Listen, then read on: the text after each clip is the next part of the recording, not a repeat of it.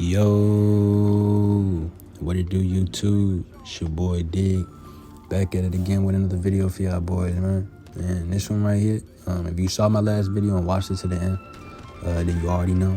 And if you just now watching this video, surprise, cause your boy gonna be a papa, okay? Your boy gonna be a dad in December. That my baby due around December 10th, December 11th, somewhere around there. Could be later, early. You know how that go, but. Yeah, that's pretty much the topic of this video. I'm gonna be talking about how I found that out, because it's definitely a funny story. So let me rewind this maybe about a week before April 1st, maybe a little longer, but just roughly about a week before April 1st. And she had been pregnant for a little time before that, but you know, that's when I started noticing that she was experiencing the symptoms. And, you know, as a guy, you know, period symptoms and pregnancy symptoms, they damn near identical, you know, when we looking at them. And they probably feel the same to women. So a lot of stuff I had brushed off, you know, just thinking it was her period coming up, you know, up until, you know, some certain signs. So let me go ahead and get into that. So like a week before April 1st, we was in the crib drinking wine, probably smoking, just chilling, you know.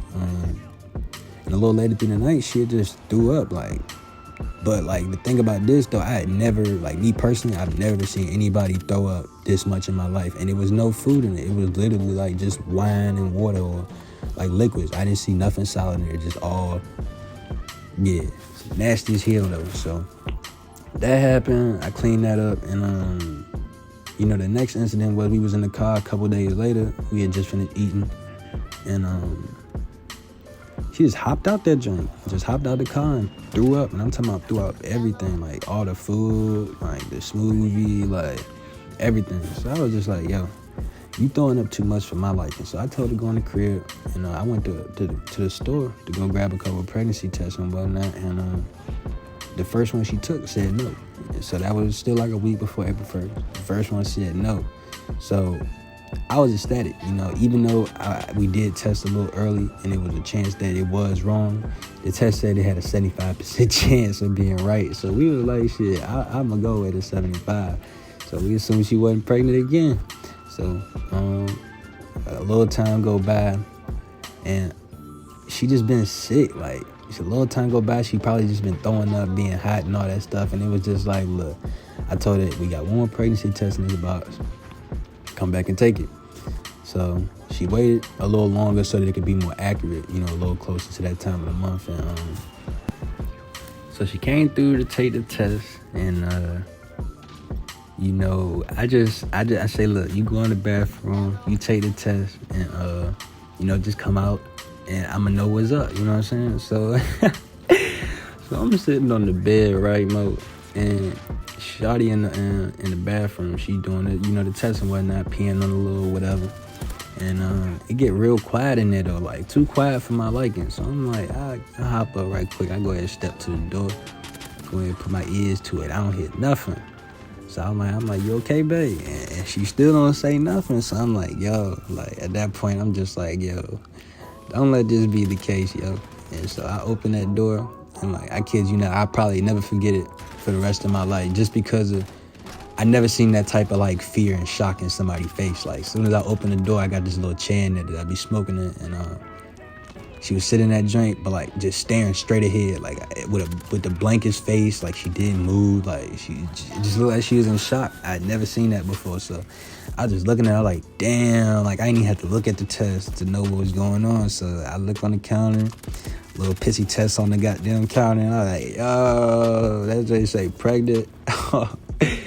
I was sick, no lie. My first reaction, I couldn't even control it. I literally just cried, I just started crying. And I couldn't even really understand why I was crying, because the emotions that I went through for the next 5 minutes was just strange. I had never felt so many different emotions in such a small time frame at one time. So I went from crying to laughing with tears running down my face, couldn't even believe what I was seeing or what I was coming to understand. And I attribute that to the bittersweet feeling of the whole situation. And let me elaborate on that, what I mean. In the sense of being bitter, it was more so the responsibility that kind of felt like it was dropped on me at one time. Because, you know, having a child ain't no hope. You know what I'm saying? Especially when you're a stand-up dude like me. I could never be no deadbeat. especially with growing up, how I grew up, not having my dad around. I can never repeat that process. So that sense of responsibility just kind of dropped on me that I'd be making the decisions for +1 for pretty much the rest of my life, at 21, you know what I'm saying? Like I said, I just turned 21 this year, so, that was like the bitter part of it. But it became a lot more sweet, not only in that moment, but, as time kind of settled in, because the sweet thing about it is, not everybody's blessed with the ability to bring kids into this world. And I know a lot of people who are very unfortunate to, not be able to do that. So I feel blessed in that way, and just blessed in the fact that I'm having a kid. Because, outside of the responsibility and all the time and effort that's going to go into raising your kids, it's really a beautiful thing. Like, having kids and having a family and raising them up, it's real beautiful. So as the reality set in and I can kind of get over that overwhelming responsibility that just dropped on my shoulders, I was able to be a lot more excited about it. Like now, I'm eager for December to come. I'm ready for July when I can find out what the baby gonna be, if I'm having a little boy, a little dig, or if I'm having a little girl.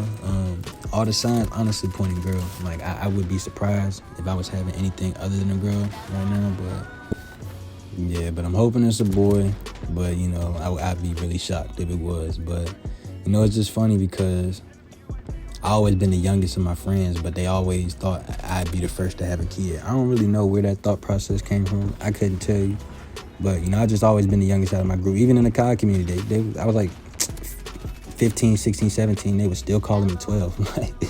So I just always been the youngest out of my group. In real life, I got skipped a grade. So if you were in my grade, I was just naturally younger than you anyways, even if we were, in the same grade. So it's just, that's always funny, people looking at it from the youngin' having a youngin', but, it's definitely funny as hell, though, to say the least, and I'm definitely ready for that challenge and that chapter of my life. And as far as this video, that's pretty much how I found out I was going to be a father.